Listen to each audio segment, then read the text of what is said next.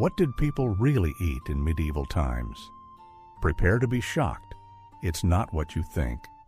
For centuries, images of foul, moldy bread, mysterious gruel, and disgusting peasant food have shaped our ideas about eating in the Middle Ages. But what if most of that is pure myth? What if the truth behind medieval times food is far more fascinating and, surprisingly, sophisticated? The Middle Ages, or medieval times, are often painted as an era of deprivation and dirtiness. Popular culture loves to show peasants surviving on stale bread and rats, while knights feast endlessly on roasted boar. But historians and archaeologists digging into medieval times discovered a very different reality. The food people ate in the Middle Ages was shaped by the environment, social status, religion, and clever preservation methods, not just poverty or ignorance. So, how do we know what people actually ate in medieval times? The answer lies in uncovering hidden clues from centuries-old texts, analyzing leftover bones, and even chemical traces on ancient cooking pots. These discoveries reveal a diet that was surprisingly varied, seasonal, and often quite nutritious. The staple foods were humble: grains, vegetables, legumes, but they formed the backbone of a system adapted to the challenges of life in the Middle Ages. Yet the menu was anything but boring. Medieval times discovered through modern research includes exotic spices imported from faraway lands, intricate cooking techniques, and feasts full of symbolism. Even common folk enjoyed flavorful dishes thanks to clever use of local ingredients. And the dietary habits weren't just about filling stomachs. They reflected the social order and religious beliefs dominating the Middle Ages. In this video, we will dive deep into the real food of medieval times, separating fact from fiction, exposing myths, and revealing how food shaped everyday life in the Middle Ages. Get ready to rethink everything you thought you knew about what people ate during one of history's most misunderstood eras. How do we actually know what people ate in medieval times? The answer isn't in dusty old books alone. It's buried underground, hidden in the tiniest clues. Uncovering the truth about food in the Middle Ages is like piecing together a complex puzzle where every fragment matters. Historians call it medieval times discovered, and it's far more fascinating than you'd imagine. First, written records give us some insight: cookbooks, household accounts, and royal menus. But these documents mostly reflect the lives of nobles and clergy, the wealthy elite who could afford lavish meals. What about the millions of ordinary people? For them, history leaves fewer written traces. That's where archaeology steps in. Excavations at medieval villages, castles, and monasteries have unearthed food remnants, cooking tools, and even discarded bones. These finds allow scientists to analyze what was actually eaten. For example, animal bones can reveal which animals were raised and eaten, and how: butchered, roasted, or boiled. Seeds and plant remains tell us about crops and vegetables grown and consumed. Chemical analysis has become a game changer in medieval times discovered. Researchers analyze residues on pottery to identify what types of food were cooked or stored.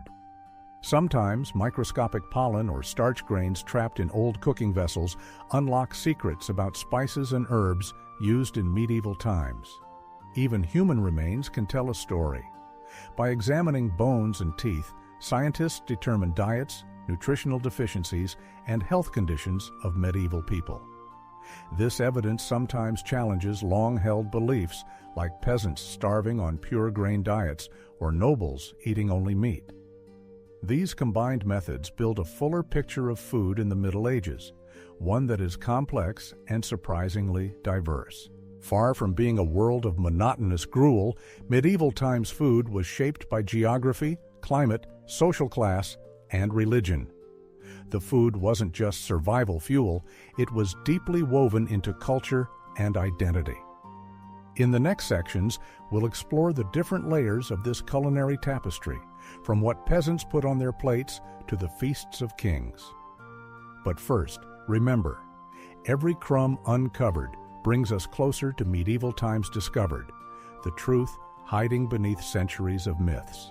Think peasants in medieval times survived on nothing but stale bread and watery soup? Think again. The reality of what common people ate in the Middle Ages is far more complex and often surprisingly rich. To understand their diet, we need to dig deeper into the lives of those who formed the backbone of medieval society. Most peasants lived in rural villages, working the land from dawn to dusk.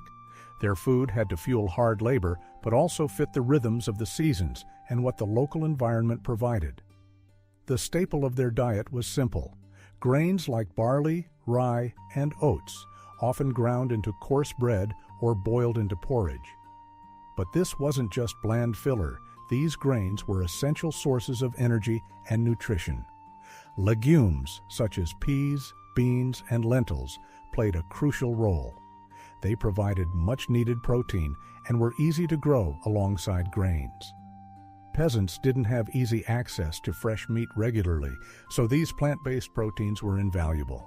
Sometimes small amounts of dairy like cheese or buttermilk appeared, especially when livestock was raised. Vegetables were mostly what could be grown locally: onions, cabbage, leeks, and root crops like carrots and turnips. These were staples in a peasant's diet, often cooked in stews or eaten with bread. Contrary to popular belief, peasants did not survive on gruel alone. They ate hearty, filling dishes that kept them going through tough days. Meat was a luxury for most peasants, reserved for festivals or special occasions.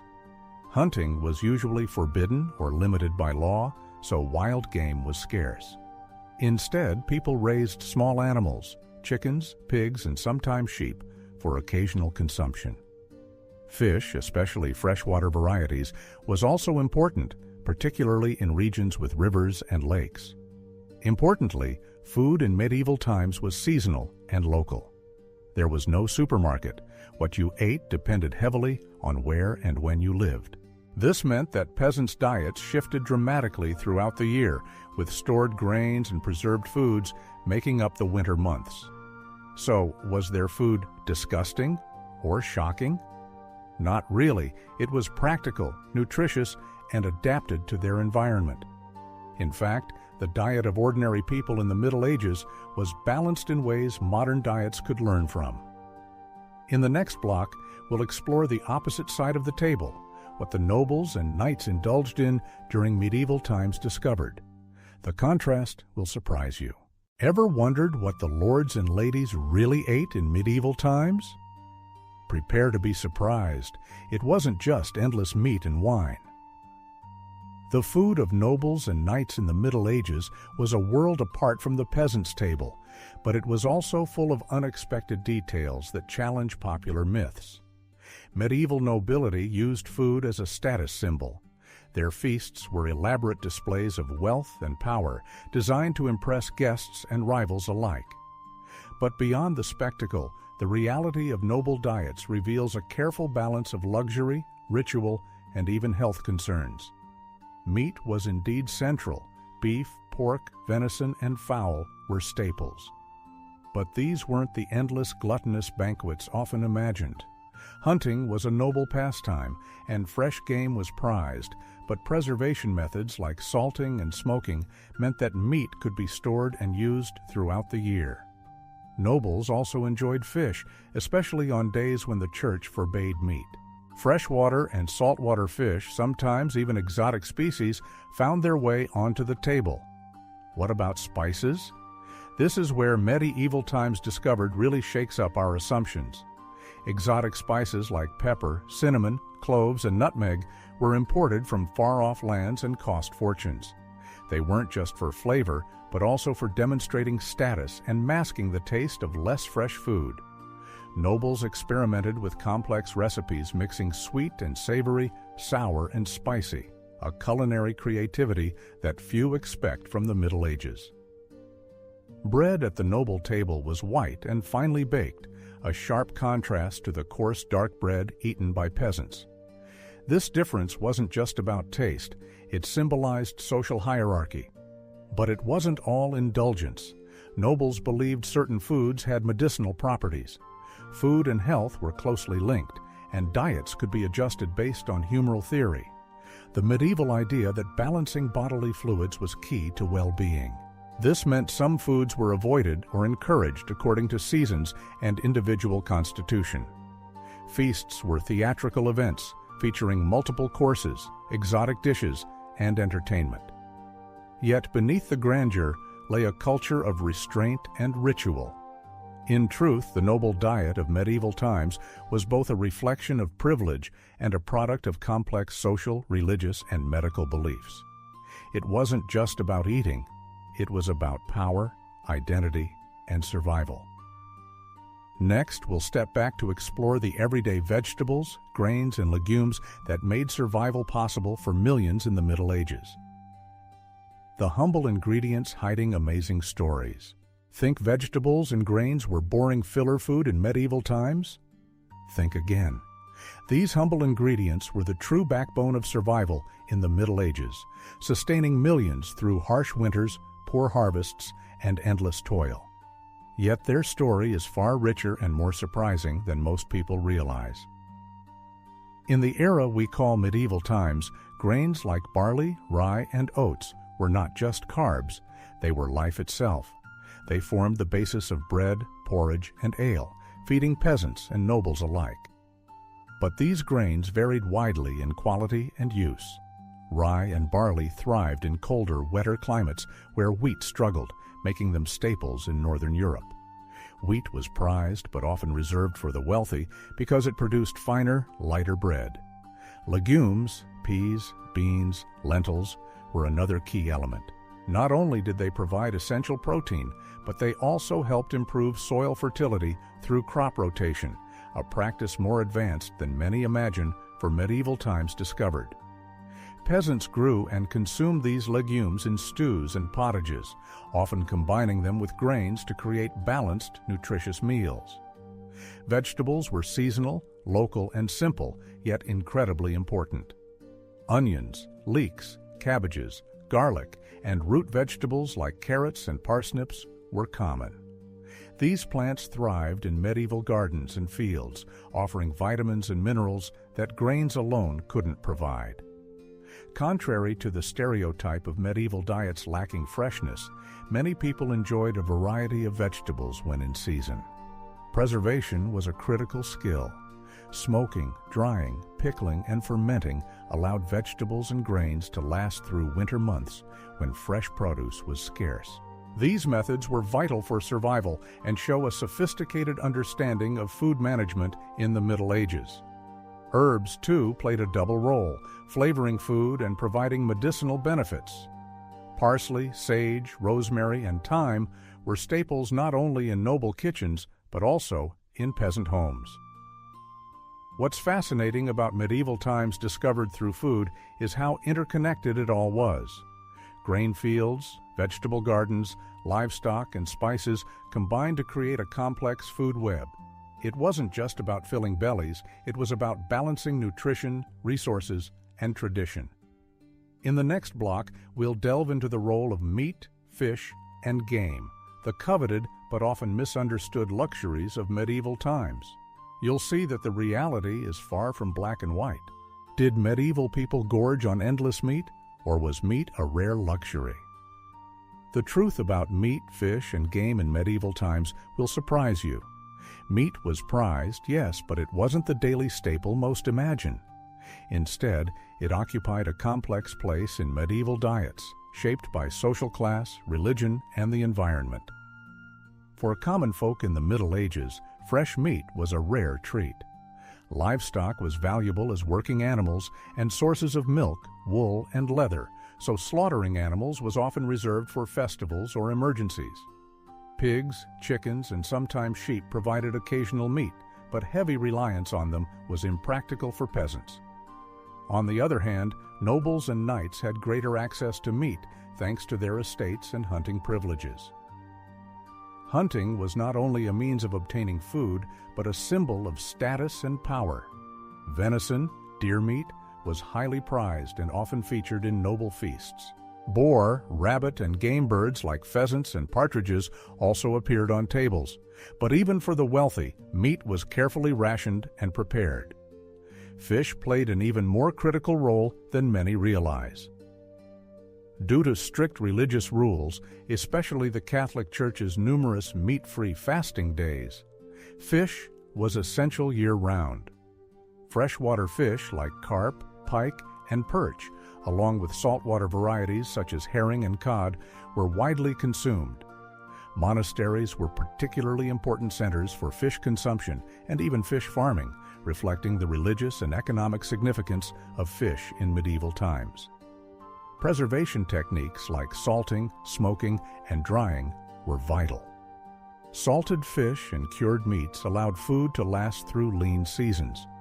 These methods gave rise to a variety of flavors and textures, which medieval cooks mastered and prized. What about the disgusting food myths? Some medieval dishes may sound strange or unappetizing today, like blood sausages, jellied meats, or awful stews.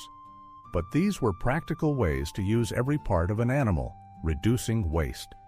Far from mere garbage, such foods were valued sources of nutrition. So, was meat a luxury or everyday fare? The answer is both, and neither.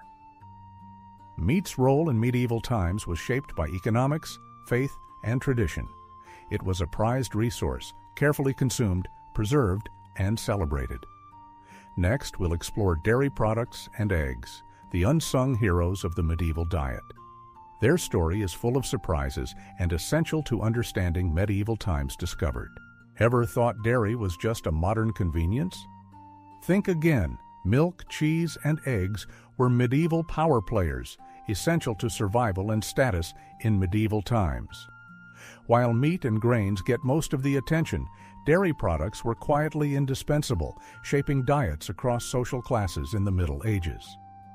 In the Middle Ages, most rural households kept cows, goats, or sheep, not just for meat, but primarily for milk. Fresh milk was consumed when available, but its real magic came through transformation, turning into cheese, butter, and buttermilk. These products were more than tasty treats.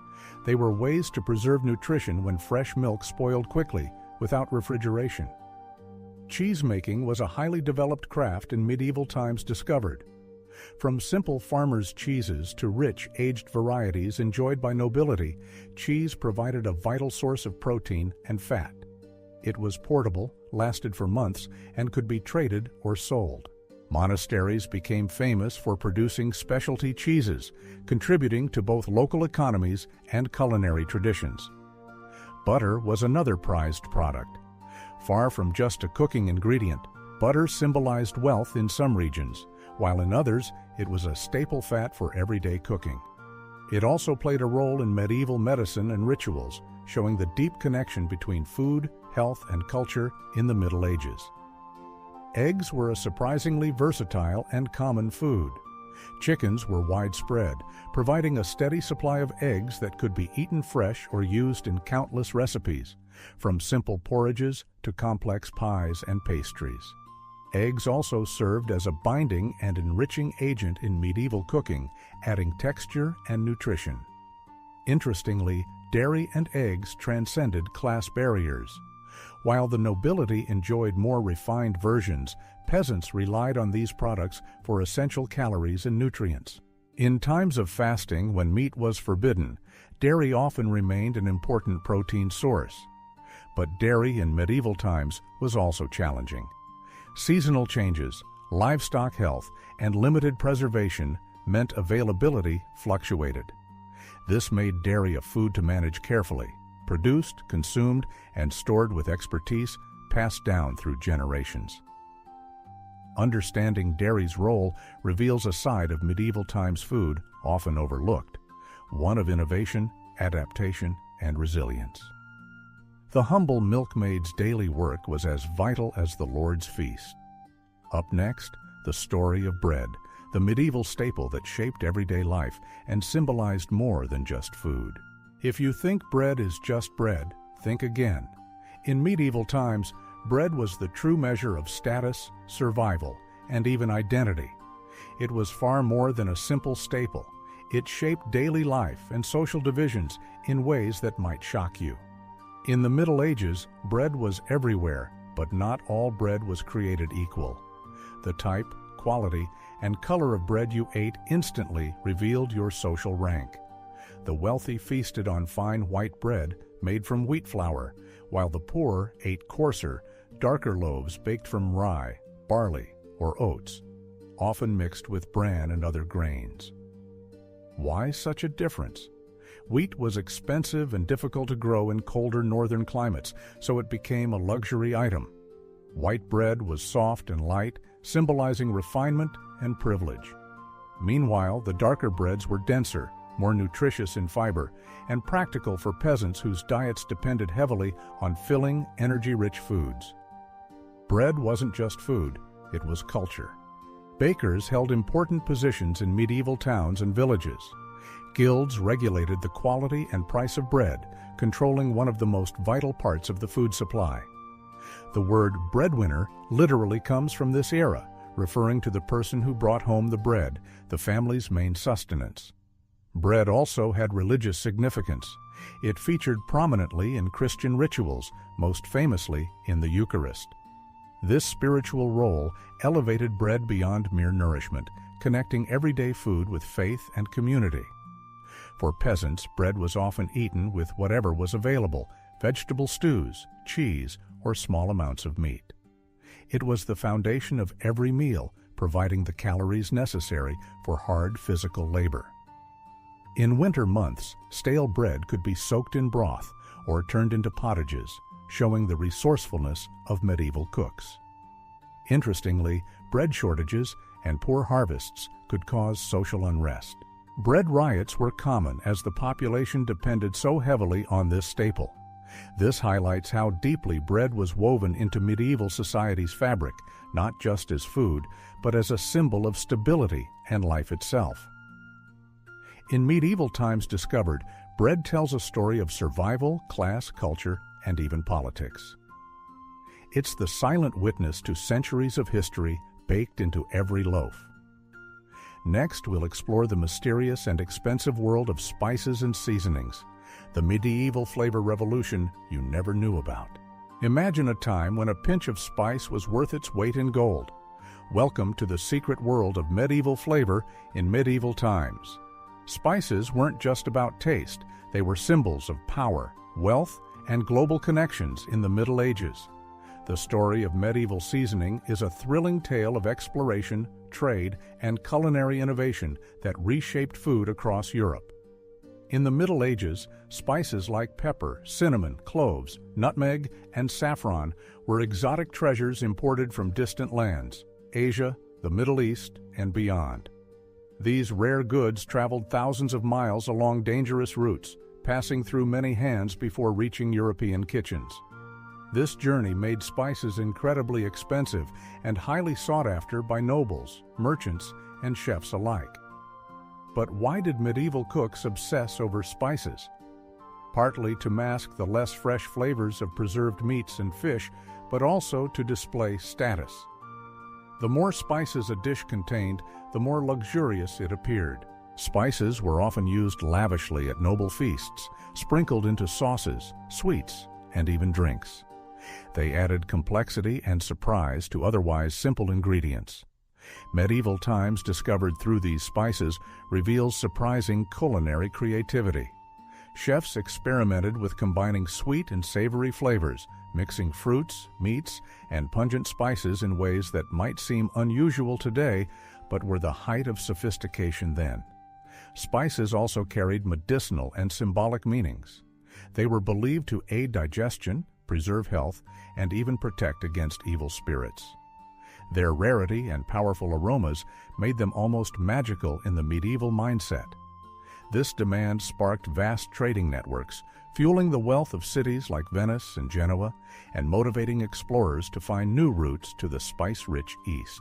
The spice trade was a key driver behind some of the greatest adventures and conflicts of the Middle Ages and beyond. For common folk, spices were rare or absent, but herbs grown locally provided flavor and aroma to everyday dishes. Still, the allure of spices shaped aspirations and tastes across social classes. In medieval times, seasoning wasn't just about food, it was about identity, power, and connection to a wider world. Every pinch of spice carried stories of daring voyages and global empires. Next, we'll uncover the fascinating food preservation methods that kept medieval tables supplied through harsh seasons and shortages. The ingenuity will amaze you. How did people survive months without fresh food in medieval times? The secret lies in incredible preservation techniques that changed the game entirely. When refrigeration was non-existent, medieval cooks and farmers had to rely on smart, resourceful methods to keep food edible through long winters and unpredictable harvests. In the Middle Ages, food preservation wasn't just a convenience, it was a matter of life and death. Without modern technology, people developed ingenious ways to extend the shelf life of meats, fish, vegetables, and dairy, ensuring they could survive lean times and avoid starvation. Salting was the most common technique for preserving meat and fish. By rubbing salt deep into the flesh, moisture was drawn out, creating an environment hostile to bacteria. Salted herring and cod became staples, especially in Northern Europe, where long winters made fresh fish a luxury. This method allowed medieval communities to store large quantities of protein and trade it over long distances. Smoking added flavor while preserving food. Meat and fish hung over slow-burning fires in smokehouses, absorbing smoke compounds that prevented spoilage. This method produced distinct tastes that remain beloved today. Drying and dehydration were vital for fruits, herbs, grains, and even some vegetables. Sun-dried fruits like figs and raisins provided concentrated energy and sweetness during months when fresh produce was scarce. Grains and legumes were stored dry in granaries, safe from moisture and pests. Pickling, soaking vegetables and fruits in vinegar or brine, was another technique that provided variety in medieval diets. Pickled onions, cabbage, and cucumbers offered essential vitamins during winter and were prized for their tangy flavor. Fermentation also played a key role, from brewing beer and mead to making cheese and sourdough bread. Fermented foods were nutritious, flavorful, and safe to eat when fresh alternatives weren't available. Food preservation in medieval times was a sophisticated science, blending knowledge passed down through generations with local innovation. It wasn't just about survival, it shaped cuisine, trade, and culture. Next, we'll dive into the fascinating role of fasting and feasting, the religious rhythms that governed what people ate and when in the Middle Ages. You won't want to miss how faith shaped medieval food culture. Imagine a society where what you ate was dictated not just by hunger, but by faith. Welcome to the complex world of fasting and feasting in medieval times. In the Middle Ages, religion wasn't just a private belief. It shaped every aspect of life, especially food.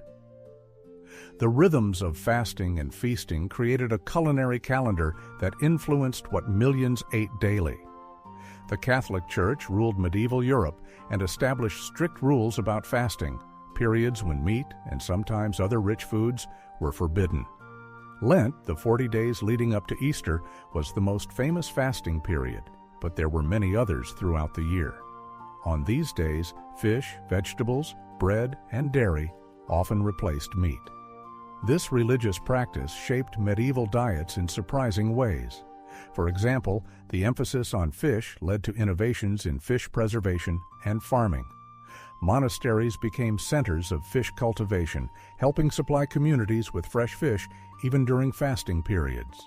Fish wasn't just a food choice, it became a symbol of piety and obedience. Feasting, by contrast, was a celebration of abundance and social status. After long fasting periods, feasts were extravagant, showcasing wealth and generosity.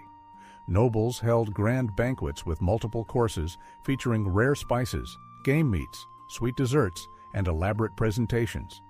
These feasts were not only about eating, but about reinforcing power and social bonds. But fasting wasn't only about denial. It also encouraged creativity in cooking. Medieval cooks had to invent delicious dishes without meat, using pulses, grains, dairy, and spices. Some recipes from this era still surprise modern chefs with their inventiveness and flavor combinations. For peasants, fasting rules could be more flexible or harder to follow depending on local customs and necessity. Yet the influence of the church permeated even rural kitchens, affecting menus and food availability.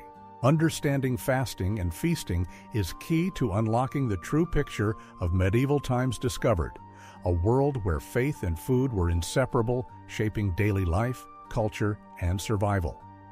Next, we'll explore how medieval food influenced modern cuisine in ways you might never have suspected.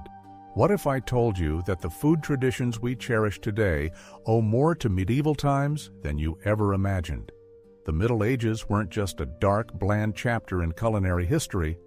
They were a time of innovation, adaptation, and cultural exchange that shaped modern eating in surprising ways. Many staples of our diet, from bread and cheese to pies and stews, have their roots deep in medieval kitchens.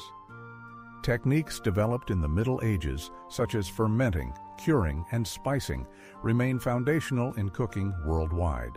The medieval blending of sweet and savory flavors laid the groundwork for complex tastes we now take for granted. Medieval Times Discovered shows us a vibrant culinary world where trade routes brought exotic spices, where peasants and nobles alike adapted local ingredients creatively, and where food was intertwined with medicine, religion, and social identity. Take the pie, for instance. Medieval pies were often savory and packed with meats, fruits, and spices, encased in thick crusts designed to preserve their contents. This idea evolved into the pies, pastries, and tarts we enjoy today. Similarly, the concept of multi-course meals and elaborate banquets from medieval nobility influenced modern dining etiquette and celebrations. Herbs and spices from the Middle Ages continue to define flavors in global cuisines. The medieval obsession with spices helped fuel exploration, opening new trade routes and connecting cultures far beyond Europe. Even today, the survival skills of medieval food preservation, salting, smoking, pickling, are back in vogue, celebrated by chefs and home cooks who appreciate their flavor and sustainability. Medieval times wasn't just about survival or superstition. It was about culinary creativity and resilience that echoes through the centuries. In our final block, we'll uncover some of the most shocking and fascinating medieval food myths and reveal the truth behind them. Prepare to have your assumptions shattered. What if everything you thought you knew about medieval food was wrong? Prepare to have your mind blown. The Middle Ages have long been associated with dirty, disgusting, and unappetizing food. But is that really the full story? Let's dismantle the biggest medieval food myths and reveal the surprising truth behind them. First, the myth of the medieval diet as garbage. Yes, some foods might seem strange or off-putting today, blood sausages, offal stews, or spiced jellies. But these were practical, nutritious choices. Medieval cooks wasted nothing, turning every part of the animal into a valuable resource. Far from disgusting, this approach was smart, sustainable, and necessary. Second, the idea that peasants ate only gruel and stale bread. While it's true that peasant diets were simple, recent discoveries show they enjoyed a variety of vegetables, legumes, and sometimes even fresh dairy and meat. Their meals were modest but balanced for hard labor and survival. Third, the notion that medieval people never ate fresh or flavorful food. Thanks to medieval gardens, local herbs, and preservation techniques, people enjoyed more variety and flavor than you'd expect. The use of spices wasn't limited to nobles. Herbs like parsley, sage, and garlic were common in everyday cooking. And forget the stereotype that medieval food was always bland or poorly prepared. Medieval chefs were skilled and creative, combining flavors and textures in ways that would impress modern palates. Cookbooks from the era reveal complex recipes and culinary artistry. Lastly, the belief that the Middle Ages were a dark age for food. In reality, the period was one of transition and experimentation, laying the groundwork for many modern culinary traditions. Trade routes brought new ingredients, while local innovations enriched diets across social classes. So, the next time someone calls medieval food disgusting or primitive, you'll know the real story, a story of resourcefulness, culture, and surprisingly sophisticated tastes. Thanks for exploring medieval times with me. If you want to dive deeper, just ask. There's a whole world of history waiting to be discovered.